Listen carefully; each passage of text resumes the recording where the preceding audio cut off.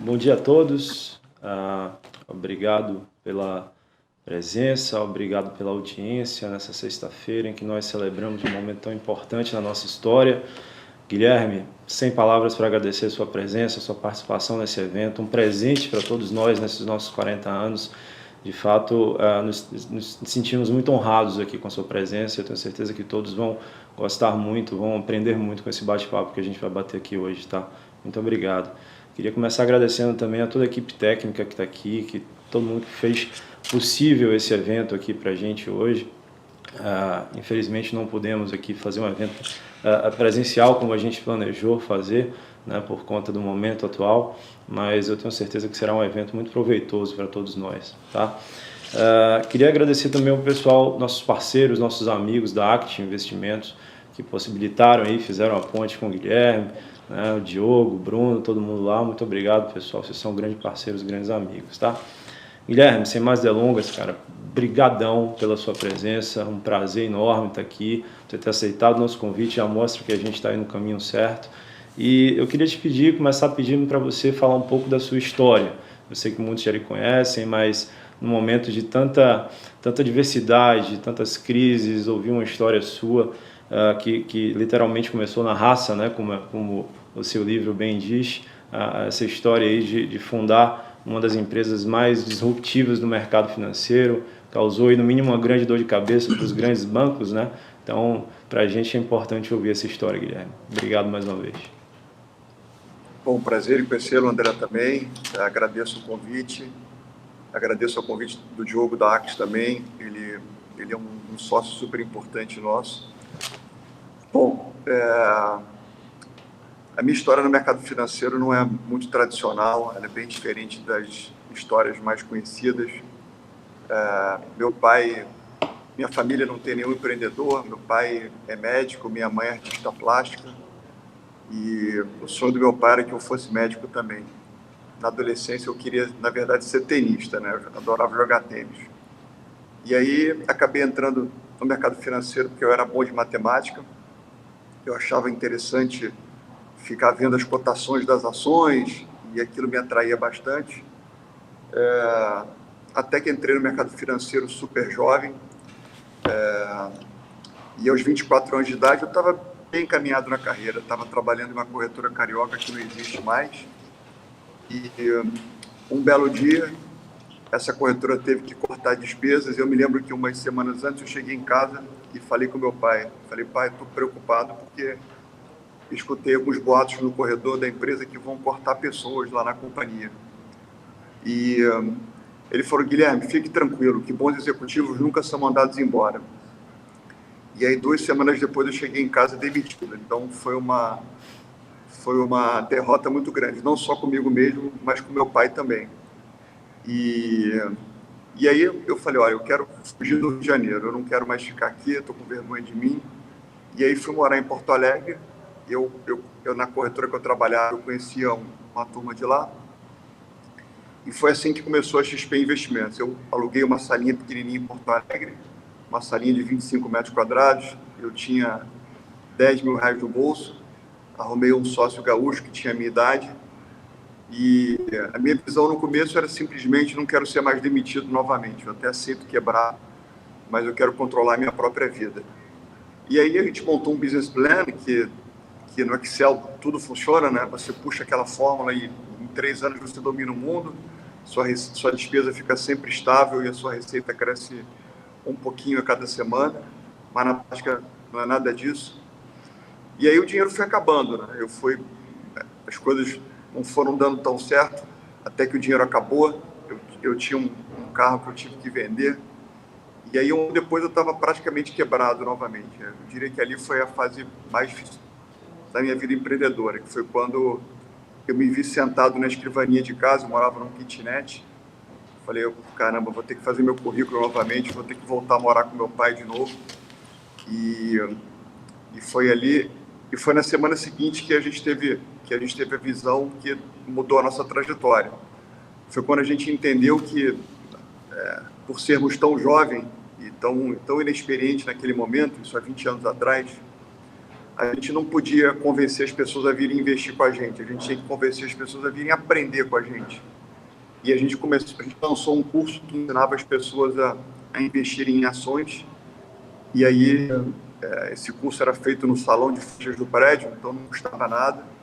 A gente tinha uma impressora na nossa salinha pequenininha lá, que era só imprimir as apostilas, e apareceram 30 alunos corajosos que queriam assistir o nosso curso no fim de semana. O curso custava R$300, a gente fez R$9.000 no fim de semana, eu achei que eu tinha ficado rico, e todo mundo que assistiu o curso depois virou cliente. Então foi ali que a empresa começou a dar certo, e aí a gente começou a crescer e começou a abrir outras filiais por todo o Brasil, comprou uma corretora em 2007, foi ter um sócio estratégico em 2010, quando um fundo britânico entrou como acionista nosso. Então, por 10 anos, eu digo que foi empreendedorismo raiz mesmo, né?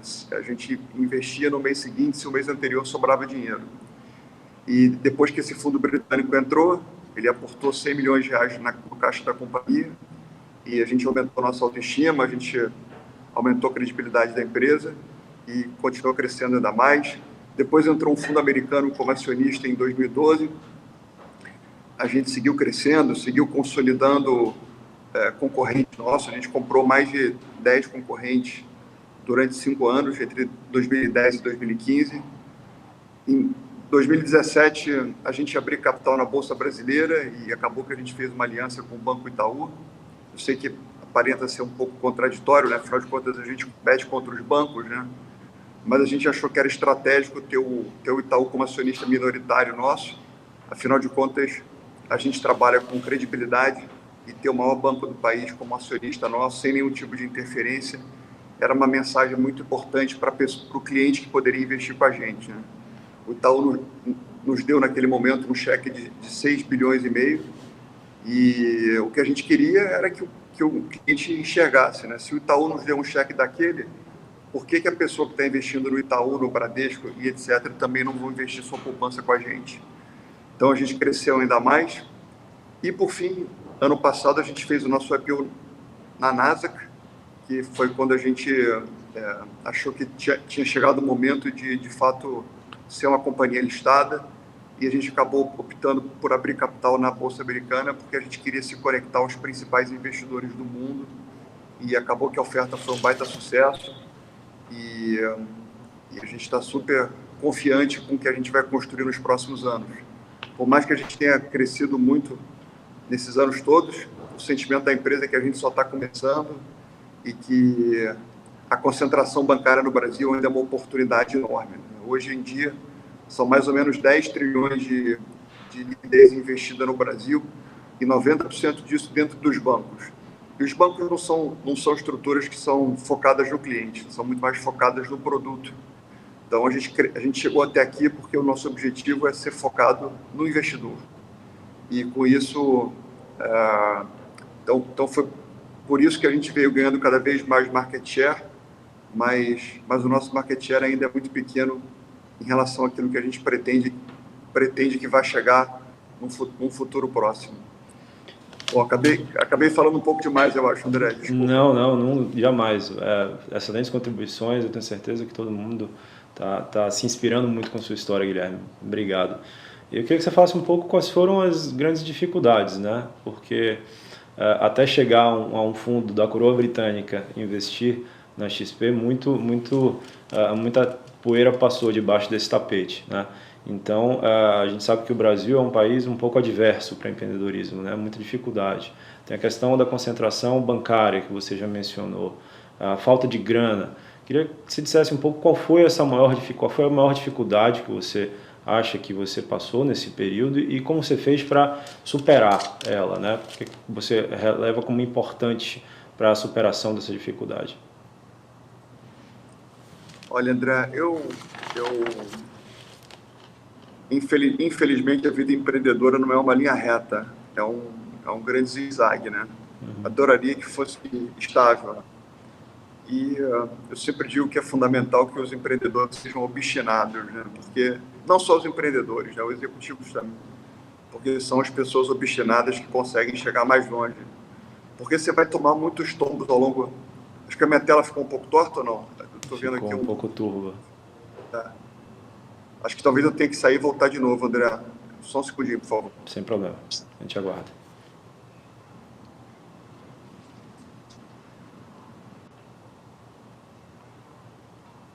Bom, pessoal, como Paula falou, a gente pode aí, ao longo do dia, ter algumas dificuldades técnicas, mas eu tenho certeza que eu conto com a paciência de todo mundo, que a gente está aqui tendo verdadeiras lições, né? A história do Guilherme e da XP realmente são muito inspiradoras. E aí voltamos com o Guilherme.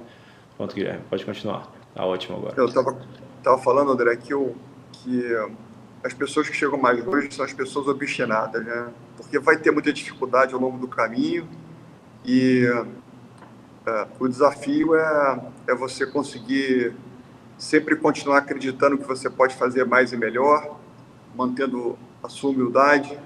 E esse exercício de cair, levantar, aprender com os erros do passado e continuar fazendo isso a longo prazo que vai te levar aonde você quer. Mas se eu pudesse escolher assim, a maior dificuldade que eu tive ao empreender, assim, eu não vou escolher nenhum evento específico, né? Mas um desafio que eu acho que todo empreendedor tem, né? Eu, quando comecei a empresa, eu era o CEO de uma empresa com 2 pessoas, né? Era eu e mais um sócio.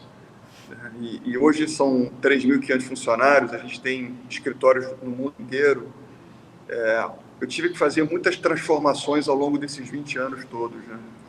Então, eu diria que o maior desafio que o empreendedor tem, e que eu tive, é de tempos em tempos acreditar que as habilidades e a característica que te trouxe até certo momento não é o que vai te levar no momento seguinte, né? Então, isso é muito difícil, porque o que te levou até aquele momento é porque você fazia bem determinada coisa, né? Eu vou dar um exemplo, né? No começo da empresa, eu era um excelente, modéstia à parte, né? Um excelente assessor de investimentos. Só que se eu continuasse sendo um excelente assessor de investimentos, quem ia começar a liderar a companhia, né? Quem ia cuidar das pessoas, quem ia criar os processos que tanto eram necessários, né? Então, é difícil isso, é difícil você abandonar aquilo que você faz bem e você aprender a fazer do nada aquilo que você precisa fazer a partir de agora, né? Então, eu diria que a cada 2, 3 anos eu tive que aprender a ser um novo Guilherme.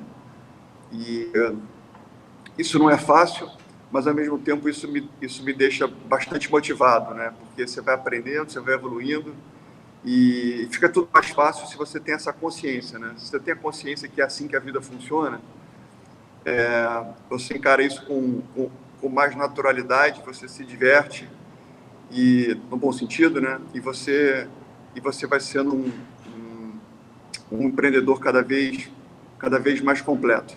Eu estou passando por mais uma transformação agora. Agora eu sou CEO de uma companhia listada na Nasdaq, então eu preciso tratar com diversos acionistas internacionais e etc. É algo que eu também não sabia fazer. Então, de novo, é mais uma transformação. Aquilo que eu fazia antes já não serve mais, né? Então, eu diria que esse talvez seja o maior desafio de todas as pessoas que fazem parte de uma empresa que cresce a longo prazo, né? Todo mundo tem que saber que tem que se transformar e tem que seguir evoluindo. Muito bom, muito bom. É isso aí. Isso aplica também ao mundo empresarial, né? Não só as pessoas que estão à frente, mas as empresas estão em constante transformação. Importante replicar isso para nossas vidas. Bom, Guilherme, nesses 40 anos que a gente completa, né, a gente sempre, ao longo da história, a gente se questiona com relação ao nosso processo de tomada de decisão, né? E eu tenho certeza que você teve aí uma série de decisões importantes a tomar. Você mencionou algumas delas, né? A venda de parte da empresa ao Itaú, e deve ter sido, com certeza, um dilema grande para você, já que vocês entraram com uma estratégia muito disruptiva em relação ao mercado financeiro e acabaram vendendo parte da empresa ao Itaú. Depois, com certeza, a decisão de vender, de fazer o IPO na Nasdaq, né, e não na B3. Isso, com certeza, levou vocês a refletirem muito. Mas queria que você falasse um pouco sobre esse processo de tomar a decisão, né? O que é que leva vocês a formatar melhor isso? O que é que você tem que passar aí para quem está nos assistindo e como tomar a melhor decisão e como saber se essa decisão realmente está no caminho correto? Olha, André, eu diria que o processo decisório tem que ser baseado em dados e fatos, né? Então, você tem que construir uma disciplina de execução que seja baseado nessas variáveis, né? Então, basicamente, quando você vai tomar uma decisão, você tem que botar no papel o que são os pontos positivos, o que são os pontos negativos, a probabilidade dos pontos positivos acontecerem, dos negativos acontecerem, se der errado, o que são as suas alternativas. Então, foi em cima desse conceito que a gente foi tomando todas as decisões que a gente foi fazendo ao longo desses 20 anos. Obviamente que muita coisa a gente errou, mas a gente tem um lema na companhia que faz parte errar. Faz parte errar desde que você erre pequeno. Então, são muitos erros cometidos, mas sempre erros pequenos e com muita humildade para que a gente possa corrigi-los, pedir desculpa e colocar a companhia na rota de crescimento mais uma vez. Então, eu acho importante que as companhias tenham esse espírito, né? Espírito de permitir que as pessoas possam errar, porque só assim que a gente aprende, só assim a gente descobre se aquele caminho era o certo ou não. Obviamente que você vai errar querendo acertar, né? Por isso que eu falei anteriormente que você tem que ter um processo decisório baseado em dados e fatos. E quando você faz esse exercício, normalmente as decisões ficam mais claras, né? Então, uma decisão você tem que tomar sempre quando ela é 70%, 80% na tua direção, né? Se você tomar a decisão que a probabilidade é de 20% de dar certo, você está tomando a decisão errada, né? Mas mesmo que você tome uma decisão que 70%, 80% seja a seu favor, ela também pode dar errado, né? Você só tem que ter a capacidade de, como eu falei anteriormente, de interromper aquele caminho rápido e escolher um novo caminho, novamente baseado em dados e fatos. Perfeito. É a história do cisne negro, né? Que o Taleb tanto nos ensina. Bom, a gente sabe que você tem como tripé estratégico, né, na XP, o sonho grande, a mente aberta e o espírito empreendedor, né? E a gente sabe que para você, especialmente, o estabelecimento de metas, dessas métricas, é muito importante. Queria que você falasse um pouco para a gente sobre isso, como isso é importante na cultura da empresa, estabelecer essas estratégias para você e para os empreendedores em geral, né? Falasse um pouco para a gente sobre como é a condução disso na XP e na sua vida. Bom, a minha definição de cultura corporativa é a forma como você vai atingir as suas metas, né? Todas as empresas deveriam ter metas, né? Metas que começam com o presidente da empresa, com o CEO, e vai descendo para os diretores até o estagiário da empresa, né? É assim que funciona na empresa.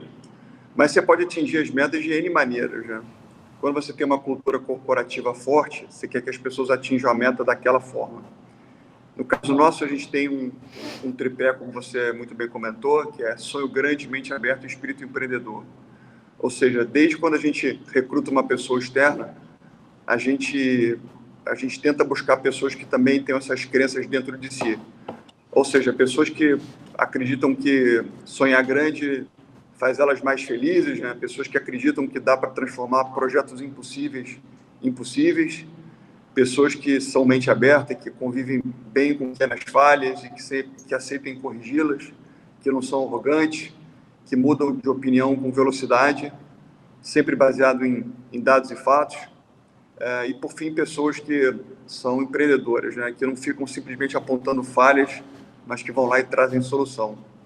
Então, assim, imagina quanto complicado seria eu que sou... assim, no final, a cultura corporativa começa com o fundador, né? Então, eu me descrevi aqui, né? Sonho grande, mente aberta, espírito empreendedor, sou eu, né? Imagina quão complicado é eu trabalhar com uma pessoa que sonha pequeno, que é cabeça dura, ou que só fica apontando falha e não faz nada, né? É um sacrifício. É um sacrifício eu comigo e essa pessoa comigo também, né? Porque no final ninguém vai se entender. Então, quando você consegue explicar quem você é e você consegue explicar como é que funciona a sua empresa internamente, o seu jeito de ser, cada vez mais você vai encontrar pessoas que combinem com você. Não que a gente não vai discutir, é importante que dentro da empresa tenha diversidade, mas os valores que nos unem são os mesmos, né? E se você não tem esse formato de valores muito bem organizado, é quase como uma fábrica que tem várias roldanas e não tem óleo entre as roldanas, não tem graxa. As roldanas começam a bater uma nas outras, e aí quando o ferro bate no ferro, a fábrica quebra, né? Então, todo país que deu certo no mundo, todas as empresas que deram certo são países e empresas de cultura muito forte. Na XP a cultura é muito forte, esses 3 valores são presentes e não tem certo nem errado, tem aquilo que a gente é. E a gente quer pessoas que ao verem trabalhar com a gente, se identifiquem com essas 3 coisas e, e, e com isso a gente consegue tornar a nossa empresa ainda mais forte. Perfeito, perfeito. Bom seria que todas as empresas tivessem esse alinhamento cultural entre o seu fundador, entre o seu CEO e os seus colaboradores. Muito bacana. Falar um pouco agora de ídolos, Guilherme. A gente aqui no escritório, nós somos um escritório familiar, né? Nós crescemos bastante, graças a Deus, mas ainda preservamos essa origem familiar, e isso se dá em razão de uma figura muito importante para a gente, que é nosso pai, falou aí, você deve ter visto, né? Roberto Pessoa, e a gente carrega essa cultura dele, né? Todo o carinho e o apoio que ele dá para os nossos colaboradores. E a gente sabe que você tem um grande ídolo, que é o Ayrton Senna, né? A gente chega lá na XP, tem um capacete dele. Queria que você falasse um pouco da importância disso na cultura da empresa, como é importante ter ídolos e como é que isso contribuiu para o crescimento da XP. Olha, eu tenho como ídolo o Senna, minha referência. Eu tenho 44 anos de idade, quando o Senna faleceu eu tinha 18, em 94, e acho que o Brasil ele é muito carente de líderes, né? A gente sempre se acostumou aqui em ter muita gente que fazia coisas erradas, né? E o Senna foi uma inspiração por ter feito tanta coisa boa, ter feito coisas boas da forma correta, né? Sempre corridas impossíveis, com o carro muitas vezes pior, chovendo, e sempre contra tudo e contra todos, né? Então eu não tenho dúvida que ele é o maior líder que o Brasil já teve, e é bom você ter alguém que você possa se inspirar, né? Isso te faz conversar no silêncio com ele, né? Então muitas vezes eu fecho meus olhos e me lembro daquelas corridas impossíveis lá que ele vencia, e aquilo me faz acreditar que se ele fez uma coisa parecida, por que eu não posso fazer uma coisa no meu negócio aqui que também não seja semelhante, né? Então, isso ajuda você a ganhar confiança e a continuar indo em frente. Acho importante que cada um tenha o seu líder e que essa pessoa te faça um ser humano melhor, né? Então, o Senna é a minha grande referência mesmo, né? O capacete do Senna não tem ninguém que não tenha a minha idade ou um pouquinho mais, que quando vejo o capacete dele não fique um pouquinho emocionado, né? É verdade. Então, é por aí. Bacana, Guilherme. Obrigado. Bom, agora a gente vai falar um pouco sobre o cenário econômico atual, né? Acho que muitos estão esperando que você passe aí a sua visão para o Brasil e para o mundo, né? Claro que é difícil prever, mas eu gostaria de saber se acha que estamos já saindo da crise, né, que temos boas perspectivas pela frente. A gente sabe que a pandemia ainda não acabou, né? Nós tivemos recentemente uma segunda onda sendo alardeada na Europa, e isso fez com que as bolsas retraíssem. A Bolsa Brasileira chegou a superar os 100 mil pontos, mas retraiu novamente. O que você pensa com relação a esse impacto da doença, da política, sobretudo na Bolsa? O que você pensa dos próximos meses? Tivemos hoje a notícia do Donald Trump, né, contraindo o vírus, e isso já derrubando as bolsas novamente. Então, eu queria que você passasse um pouco das suas perspectivas, para quem vivenciou aí tantos momentos de crise, tantos momentos, e superou elas tão bem, né? Então, passasse um pouco da sua visão. Olha, tudo indica que a pandemia está suavizando. Foi uma crise muito grave, mas os cuidados médicos evoluíram muito nesses últimos tempos, né? Então, cada vez mais a doença mata menos, né? E cada vez mais a a vacina está chegando próximo, né? Então, eu diria que a vida, sim, vai voltar ao normal, obviamente que com os cuidados que todo mundo vem tomando, usando máscara, álcool gel e etc. Mas não tem como a economia ficar estrangulada como estava anteriormente, né? A gente tem que aprender a conviver com os desafios que a doença traz, né? Do ponto de vista econômico, eu diria que, mundialmente, a gente vai viver um cenário de muita abundância de liquidez, muita abundância de caixa. Dificilmente a gente vai ter inflação nos próximos anos, basicamente porque tem uma combinação de muitos empreendedores nascendo com tecnologia. Isso gera competição, né? Muitos empreendedores com tecnologia, gente competindo, deflação de produtos e serviços, deflação a juros baixos. E isso faz com que tenha muita liquidez no mundo. Não só no mundo, como no Brasil também. Então, eu confesso que eu não achei que eu fosse ver o Brasil com juros de 2% ao ano, que é o que a gente vê hoje em dia, né? O Brasil tem, desde 94, juros muito elevados, né? Juros de 13% ao ano. Então, quem consegue empreender num país que tem tamanho cuja oportunidade é diverso, né? Você não consegue empreender, você não consegue investir, você não consegue fazer quase nada. Então, ter os juros baixos é a principal alavanca de crescimento que pode existir num país. Mas eu diria que o Brasil tem um desafio pela frente, né? Apesar das condições mundiais estarem espetaculares e o Brasil ser um dos países mais baratos do mundo, ainda mais com o dólar agora a 5,60, o Brasil tem que colocar as suas contas públicas no trilho, né? A gente tinha que fazer todos os investimentos que foram feitos esse ano para que a população sofresse o mínimo possível, mas, passada a pandemia, é importante que o governo mostre que as contas públicas vão ficar solventes a longo prazo. Se não acontecer isso, não vai ter como financiar a dívida pública, e aí os juros voltam a subir, e aí a gente começa a voltar àquele cenário que a gente viveu tantas vezes no passado, né? Onde tem inflação, onde o câmbio sobe e etc. Então, eu estou confiante que pós-eleições municipais, eu digo isso porque tem todo um aspecto político que precede umas eleições, né? Depois que elas acontecerem, eu acredito que as reformas que a gente tanto anseia vão ser aprovadas e com isso os juros vão conseguir se manter estáveis e mais do que nunca o capital e a sociedade vão estar empoderadas, né? Porque com os juros baixos, quem tem que puxar o crescimento do Brasil não é mais o governo, somos todos nós, né? Somos nós que vamos empreender, que vamos contratar pessoas, que vamos trazer as necessidades que a gente tanto anseia, né? Seja de faculdade, seja de saúde, seja daquilo que for, né? Então, esse é o cenário que eu imagino. Mas eu estou otimista, tá? Eu estou extremamente otimista com o Brasil. Eu diria que nunca teve momento tão provável do Brasil dar certo, né? Acho que o Brasil pode virar o país do presente agora, não mais do futuro.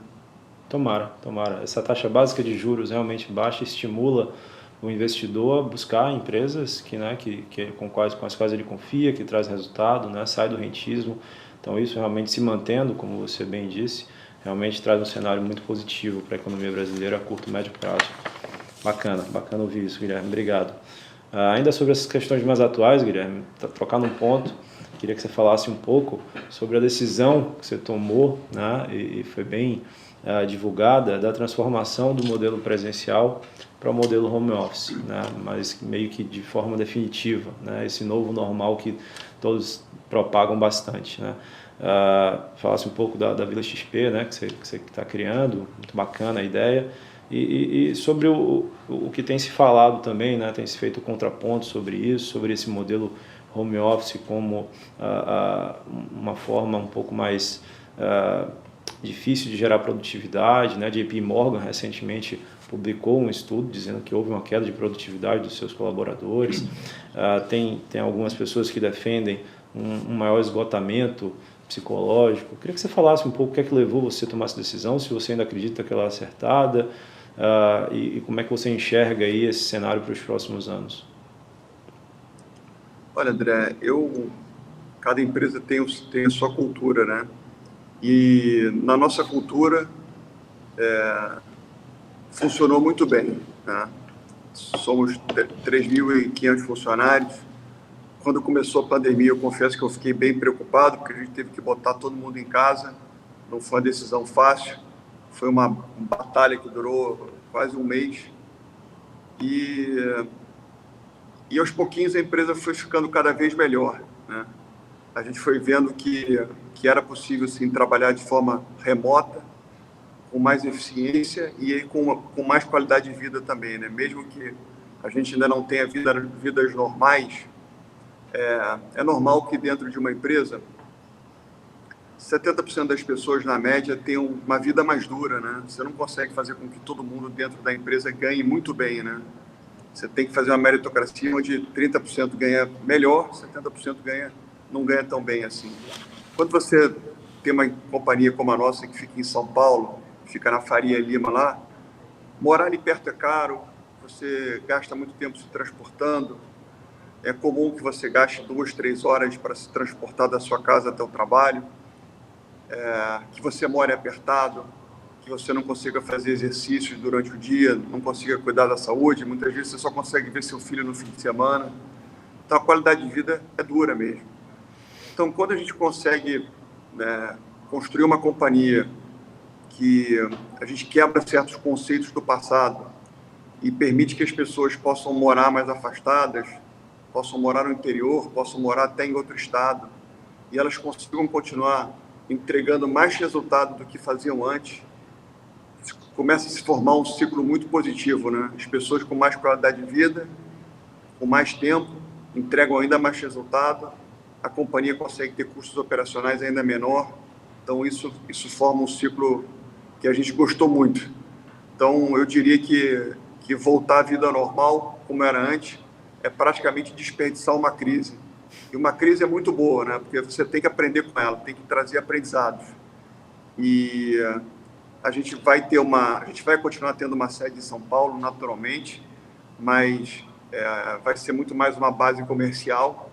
E a gente está montando a nossa matriz em São Roque, vai ser a Vila XP, é uma sede inspiradora, vai ter muita quadra de esporte, vai ter muitas salas de reunião interativas, vai ter um hotel dentro, mas é um lugar onde as pessoas vão um dia na semana, no máximo 2, para a gente falar de cultura, para a gente lançar projetos, para que a gente possa trocar melhores práticas. Mas o dia a dia, cada um vai tocar de onde quiser, da sua casa, seja onde ela quiser. E o que a gente quer, na verdade, são profissionais que estejam comprados com o futuro da empresa e que consigam entregar aquilo que precisa ser entregue, né? Não importando se a pessoa está no escritório ou não. Então, novamente, não tem certo nem errado, tem aquilo que funciona com você e a gente está bem satisfeito com esse modelo que a gente está desenvolvendo, né? A nossa Vila XP deve ficar pronta no final do ano que vem e quando ficar pronta eu te convido lá e você vai conhecer a nossa sede nova. Será um prazer, irei sim, com certeza.